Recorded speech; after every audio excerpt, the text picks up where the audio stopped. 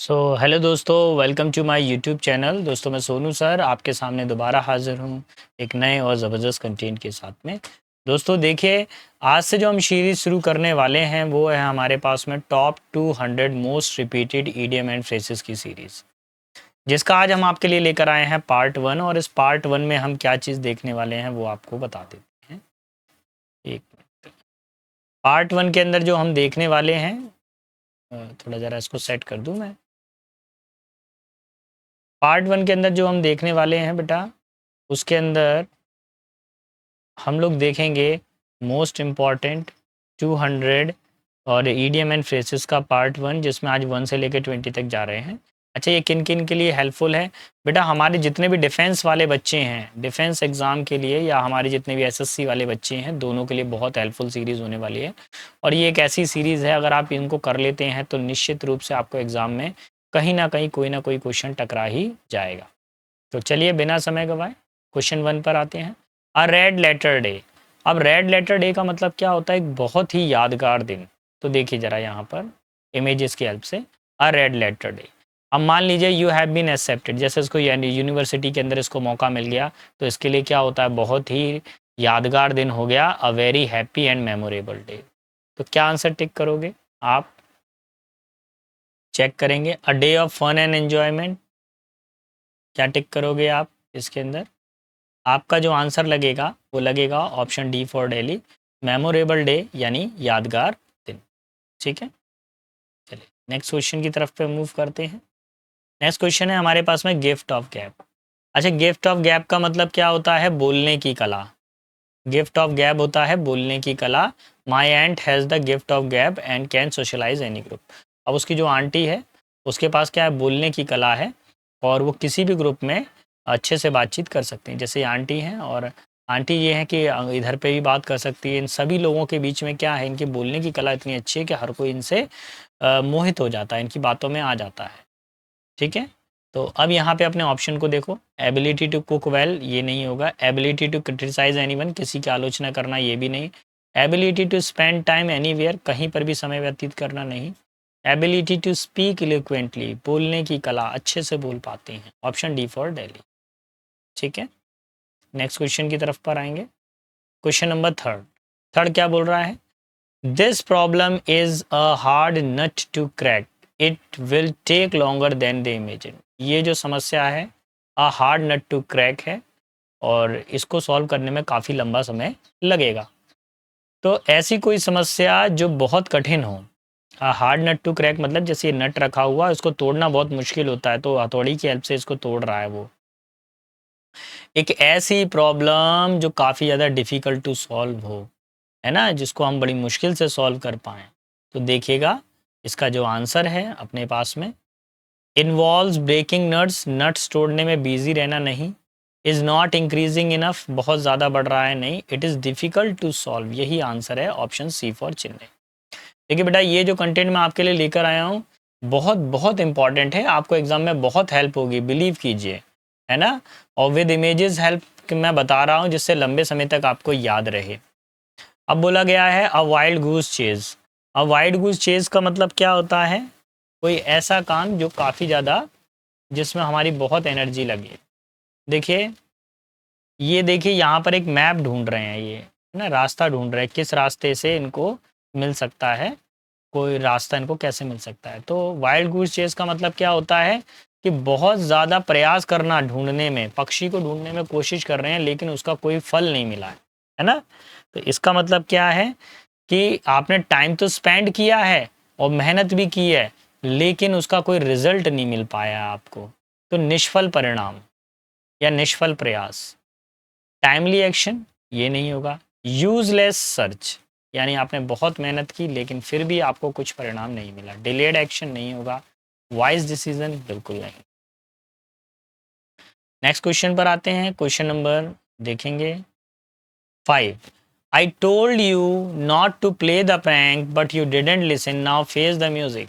मैंने आपसे कहा था कि मजाक मत करना, लेकिन आपने मेरी बात नहीं सुनी, और अब आपको फेस द म्यूजिक, मुसीबत का सामना करना पड़ेगा। तो समझिएगा ध्यान से, फेस द म्यूजिक का मीनिंग क्या होता है। फेस द म्यूजिक का मतलब क्या होता है कि आपने जो भी काम किया है, जो भी आपने किया है, जैसे इसने ये यहाँ से इससे मजाक किया और अब वो प्रैंक क्या हो गया, गलत हो गया। गलत होने पे अब क्या है कि ये टीचर उसको डांटेंगे, परिणाम झेलना पड़ेगा। फेस द म्यूजिक यानी परिणाम झेलना पड़ेगा। पहले आपने प्रैंक किया, अब उसका परिणाम आपको झेलना पड़ेगा, यानी किए का परिणाम झेलना। जो भी आपने गलत किया है उसका परिणाम झेलना। तो देखेंगे ध्यान से क्या हो सकता है इसका। क्या सिंग्स पॉपुलर सॉन्ग, ये नहीं होगा। लिसन टू सॉन्ग, ये नहीं होगा। पुट ऑन ईयरफोन्स, नहीं होगा। एक्सेप्ट द ब्लेम, जो भी आपने किया है उस गलती को सहन करना पड़ेगा, उसके किए परिणामों को भुगतना पड़ेगा। ठीक है। देखिए दोस्तों, आगे आते हैं। Once in a blue moon. Once in a blue moon का मतलब क्या होता है, इसको देख लेते हैं। An accident that is scary, happening once only in life time, happening only rarely. तो once in a blue moon का मतलब क्या होता है। देखिए, look a blue moon, wow so beautiful, does it happen often, no it's happen once in a blue. कभी कभार ही चंद्रमा क्या होता है, बहुत नीला दिखाई देता है। तो इट मीन्स क्या होता है, वेरी रेयरली, ऐसी कोई घटना जो मुश्किल से ही कभी कभार होती हो, वेरी रेयरली, है ना। रेगुलर नहीं होता है वो, ऑफन नहीं होता है। जैसे उसके दादाजी क्या होते हैं, कभी कभार उससे मिलने आते हैं। हमको स्कूल से हॉलीडे भी कभी कभार मिलता है। बर्फ़ रोज रोज नहीं गिरती है, बर्फ़ कभी कभार गिरती है। भारत में तो जो है अपने क्षेत्र में बर्फ़ रेगुलर नहीं गिरती है, कभी कभार गिरती है। तो ऐसा कोई काम जो इंसिडेंटली लगातार होता हो, नहीं। Happening once in a life time, पूरे जीवन में एक बार होता हो, नहीं। हैपनिंग ओनली रेयरली, कभी कभार होने वाली घटना। Option B for Bombay, unforgettable experience. चलिए नेक्स्ट क्वेश्चन पर आते हैं। नेक्स्ट क्वेश्चन क्या दे रहा है, feel a bit under the weather, है ना।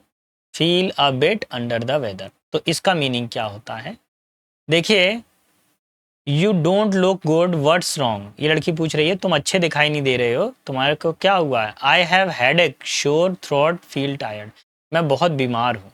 ओ you must feeling under the weather, अगर आप बीमार महसूस कर रहे हैं तो आप कैसे हैं, अंडर द वेदर हैं। ठीक है। तो काफ़ी ज़्यादा बीमार महसूस करना, है ना। जैसे इसको सिर दर्द हो रहा है, इसको भी सिर दर्द हो रहा है, यहाँ पे इसको जुकाम हो रहा है।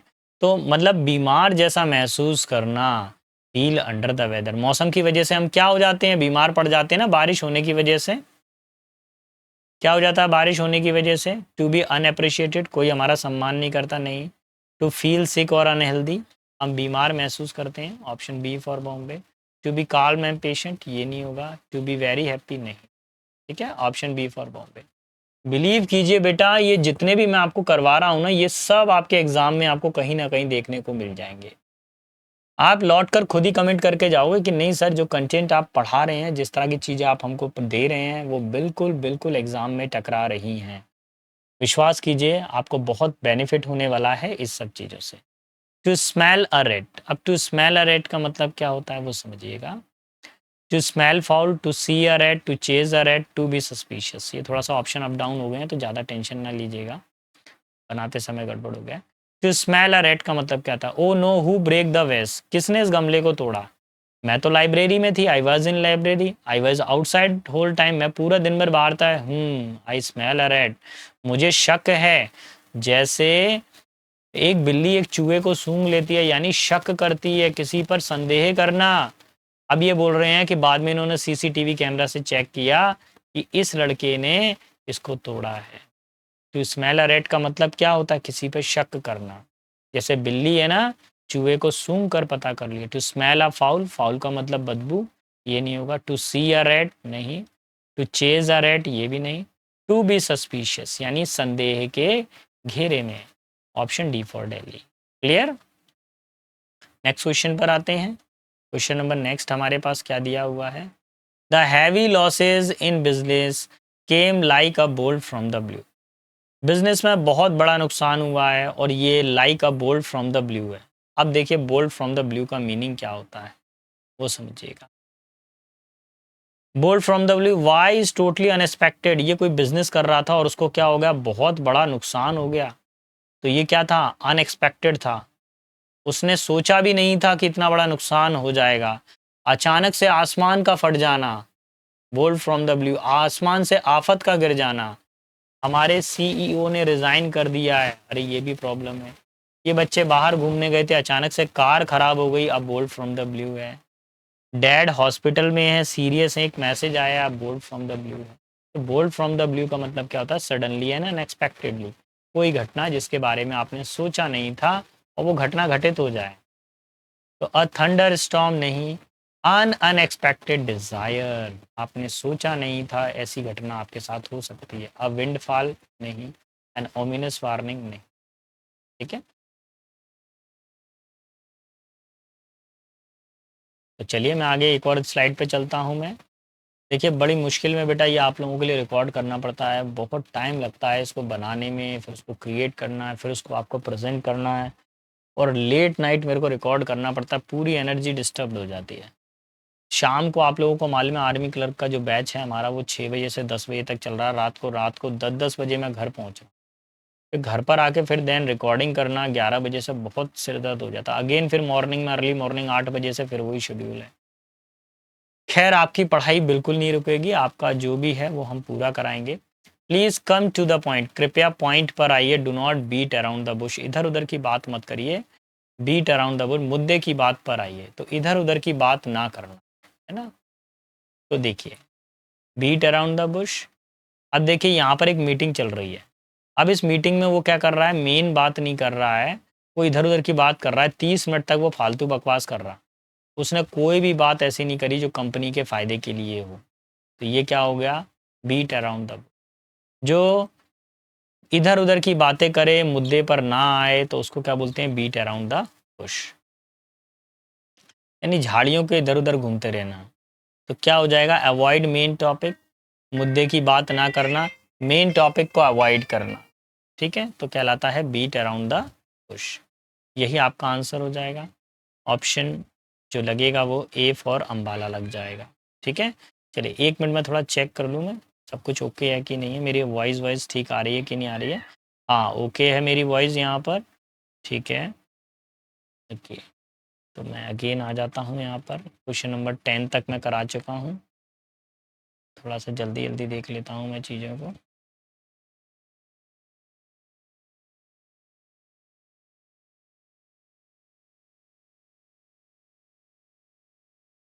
वो 2 भी हो गया मेरा।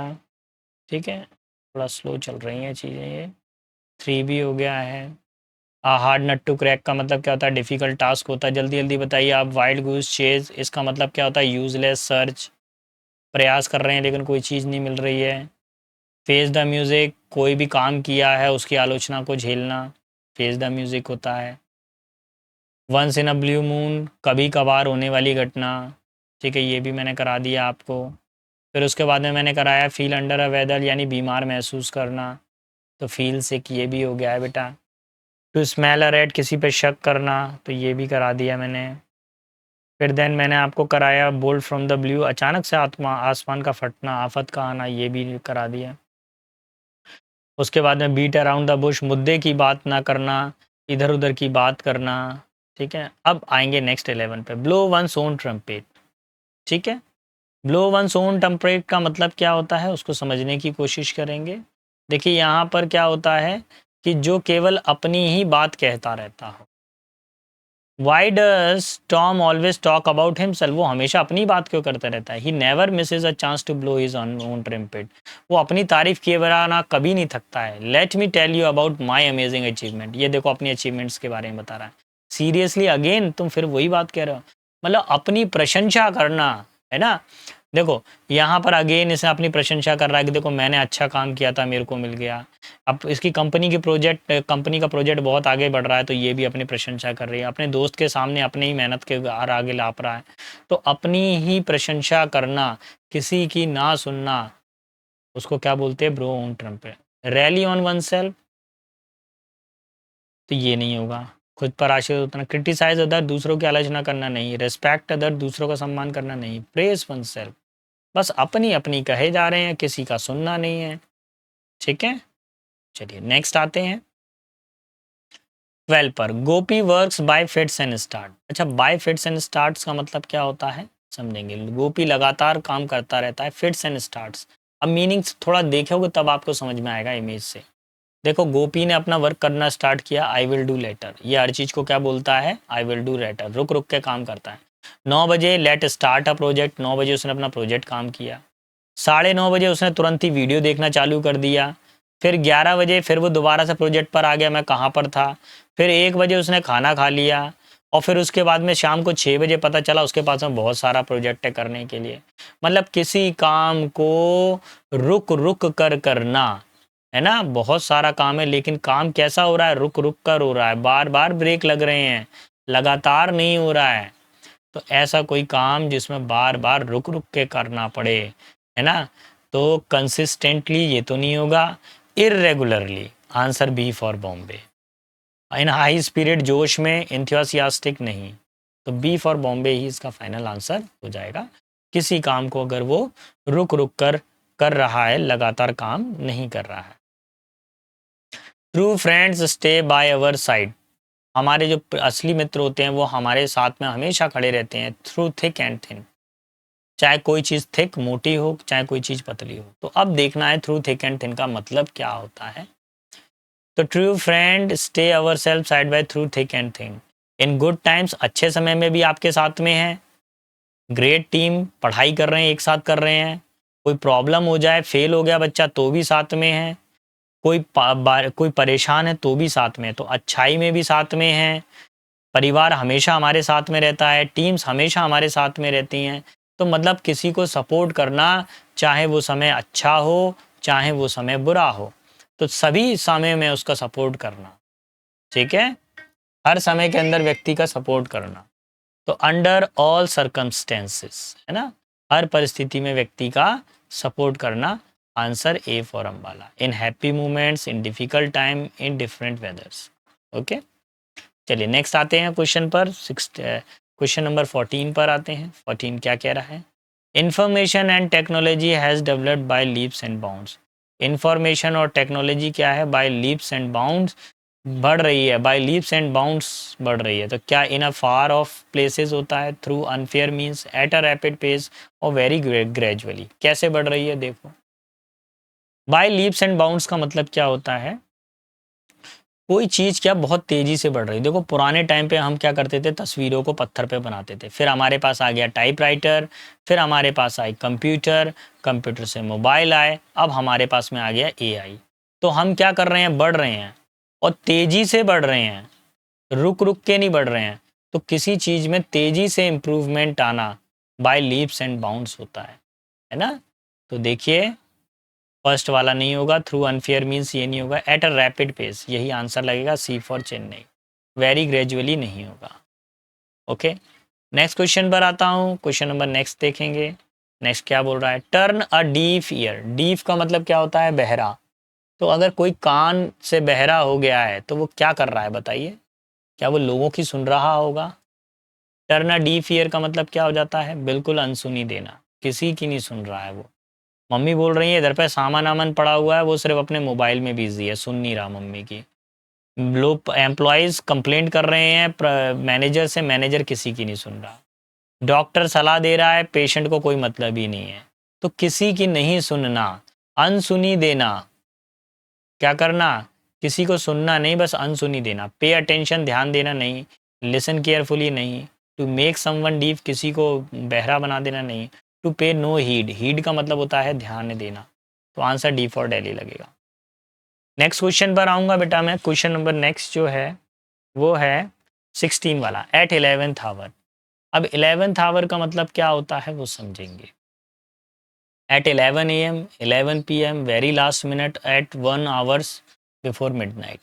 तो देखिए 11th आवर का जो मीनिंग होता है वो होता है एट द लास्ट मिनट, अंतिम क्षणों में। अब इसके पेपर हैं और ये पेपर करने वाला है, लास्ट 5 मिनट बचे हैं बस पेपर को सॉल्व करने के लिए। ट्रेन छूटने वाली है अंतिम समय में, तो ये गोल किया है इसने, देखो फुटबॉल का से गोल किया, ये भी अंतिम समय में है। अंतिम समय में आके इसने अपनी फाइल को सबमिट किया। चर्च जो है बंद होने वाला है, कुछ ही मिनट बाकी हैं।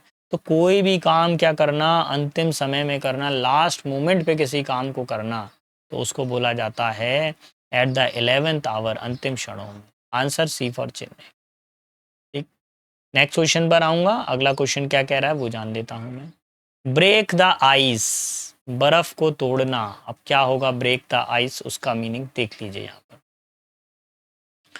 Break the ice, to do say something make people feel more comfortable और टेंस इन सोशल सिचुएशन। यानी बोलने की शुरुआत करना। सब लोग खड़े हुए थे, टेंशन में थे, अचानक से उसने कोई अच्छी सी बात कही, ब्रेक द आइस, चुप्पी तोड़ना। सब लोग यहाँ पार्टी में थे और ये यहाँ पर खाना मैनेजर वगैरह बैठे हुए हैं यहाँ पर, तो इन्होंने तुरंत ही क्या किया, बोलना शुरू किया, बोलने की शुरुआत करना। पार्टी के अंदर हैं, दोनों एक दूसरे से बातचीत कर रहे हैं, तो बोलने की शुरुआत, ब्रेक द आइस। क्लास के अंदर शांति थी, टीचर ने क्वेश्चन पूछना चालू किया, ब्रेक द आइस। यहाँ पर घर पर ये मेहमान आए हुए हैं, इनको ये खाना पीना दे रहा है, तो ये अगेन ब्रेक द आइस है। तो ब्रेक द आइस का मतलब क्या होता है, जैसे समुद्र के अंदर बहुत सारी बर्फ़ पड़ी रहती है और जब एक नाव आती है तो उसको तोड़ देती है, उसकी शांति को समाप्त कर देती है। कहना शुरू करना, बोलना शुरू करना, यानी अजनबी लोगों के बीच में अचानक से आप आ गए और आपने बोलना शुरू कर दिया, break the ice. To make a beginning और स्टार्ट फ्रॉम समथिंग। तो यही इसका आंसर होगा, A for Ambala. Cool the room, room को ठंडा करना नहीं। Arrange for skating show, skating show के लिए रूम को अरेंज करना नहीं। Make things available for the party, party के लिए चीज़ों को अवेलेबल कराना बिल्कुल नहीं।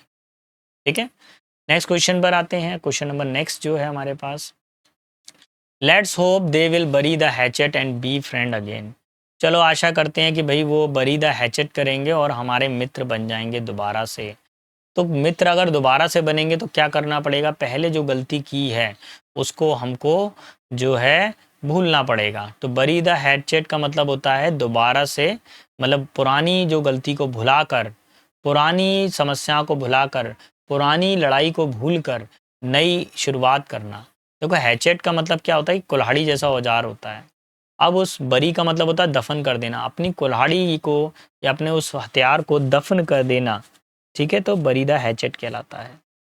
देखिए ये गुस्सा था, दोनों में आपस में लड़ाई हो रही है, गुस्सा था तो इन्होंने अपनी लड़ाई को समाप्त कर दिया, बोलना शुरू कर दिया। ठीक है, आपस में बातचीत करने लगे और खेलना शुरू कर दिया साथ में। ठीक है, ऐसे ही ये देखिए इन लोगों ने अपनी पुरानी जो लड़ाइयाँ थी उनको बुलाकर दोस्त बन गए। तो बरी द हैचेट का मतलब क्या होता है, अपनी जो भी लड़ाई है, पुरानी युद्ध को समाप्त करके नई शुरुआत करना। फॉरगेट पास्ट क्वेरल, पुराने झगड़े को भुला देना। यही आंसर है, ए for Ambala. Make plans cleverly नहीं होगा, टेक करेज नहीं, कीप क्वाइट ये भी नहीं होगा। चले, तो मैं आपको याद दिला दूं बेटा, मैं अभी हम जो पहुंच गए हैं क्वेश्चन नंबर 19 पे पहुंच गए हैं। रोजाना रात को 9 बजे बेटा यूट्यूब पर आपको हम ईडियम एंड फ्रेसेस की सीरीज़ करा रहे हैं। ये किसके लिए एग्ज़ाम, किस किस एग्ज़ाम के लिए ज़रूरी है, एसएससी के सारे बच्चों के लिए और डिफेंस के जितने भी एग्ज़ाम अभी आने वाले हैं उन सभी के लिए बहुत इंपॉर्टेंट है, क्योंकि रिपीट होता है बेटा इसमें से। कई ऐसे क्वेश्चन हैं जो बहुत बहुत रिपीट हुए हैं। ठीक है, तो तैयार रहिएगा इसके लिए। ये सीरीज़ के अंदर आज मैंने 20 क्वेश्चन कराए हैं, कल मैं अगेन 20 कराऊंगा, पर डे 20 क्वेश्चन कराऊंगा, तो 10 दिन के अंदर आपके ईडीएम फ्रेजेस कंप्लीट हो जाएंगे। Get out of our hand, अब हाथ से निकल जाना, तो अब बताइए क्या हो जाएगा इसका मीनिंग।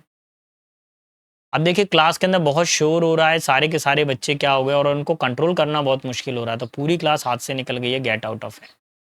मम्मी इस बच्चे को डांट रही है कि भाई तुम बिल्कुल हाथ से निकल गए हो। पार्टी चल रही है और पार्टी चलते चलते लोगों ने क्या कर दिया, अपने नियमों को तोड़ना चालू कर दिया, पड़ोसियों को परेशान कर रहे हैं।